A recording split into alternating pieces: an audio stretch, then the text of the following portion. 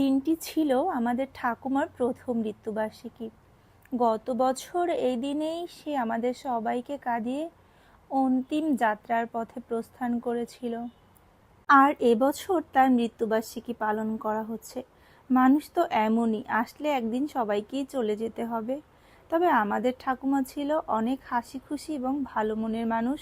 আর আমি তাকে গত 9টি বছর কাছে পেয়েছি, এজন্য তার কথা খুব বেশি মনে পড়ে। আর এটা হচ্ছে আমাদের দাদু ঠাকুমার সমাধি মন্দির। প্রথমে এখানে আমাদের দাদুকে সমাধিস্থ করা হয়েছে। এটা বরিশাল মহাশ্মশানে অবস্থিত আমাদের পারিবারিক সমাধি মন্দির। হয়তোবা একদিন এখানে আমাদেরকেও সমাধিস্থ করা হবে। আসলে জন্ম নিলে তো মৃত্যু অবশ্যম্ভাবী, আর মৃত্যুর স্বাদ তো সব জীবকেই গ্রহণ করতে হবে। তবে ভগবান যেন সুস্থ স্বাভাবিক মৃত্যু দেয়, এটাই শুধু কাম্য। তো ঠাকুমার মৃত্যুবার্ষিকী উপলক্ষে আমরা সবাই সমাধিতে চলে গেছিলাম। আর অনেকেই দেখতে চেয়েছিল আমাদের সমাধি মন্দির। এটা হচ্ছে পিছনের সাইড।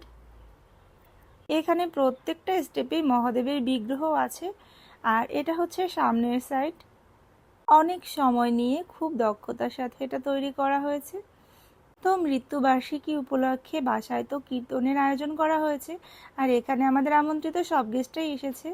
তো এখানে শৈলী শ্বশুর মশাই শাশুড়ি মা তারা চলে এসেছে, আর তারা নিয়ে এসেছে তাদের বিখ্যাত পিরোজপুরের মিষ্টি। আর এখানে আসলে ভোগের জন্য রান্না করা হয়েছে, তো মন্দিরে ভোগ দেয়া হয়েছে। আমি আবার এখান থেকে একটু খাবার নিয়ে খেয়েছিলাম, আমরা সবাই মিলেই আর কি।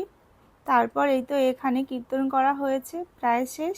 আর আমাদের বাসায় গুরুদেব খুব সুন্দরভাবে আরতি করে।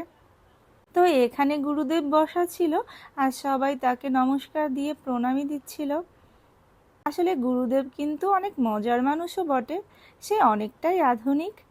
তো আমি এখানে তাকে নমস্কার দিয়েছিলাম, তারপর চরণামৃত নিয়েছিলাম। সে আমাকে খুব ভালোবাসে, আমাদের বাসার সবাইকেই সে খুব পছন্দ করে। আমার বর তো বাসার যে কোনো প্রোগ্রাম মানেই অনেক অনেক বিজি। তো তারপর আমি তাকে পেয়ে একটু ভিডিও নিয়েছিলাম। এখানে আমার বোনরাও চলে এসেছে, সবাই মিলে মন্দিরে নমস্কার দিয়ে তারপর প্রসাদ গ্রহণ করবে। অলরেডি অনেকেই নিচে প্রসাদ গ্রহণের জন্য চলে গেছে। আসলে আমাদের নিচে ফার্নিচারের দোকান, ওখানেই প্রসাদ খাওয়ানো হয় প্রতি বছর। তো এখানে আবার সবাই মিলে গল্প করছিল মাসিমায়েদের সাথে।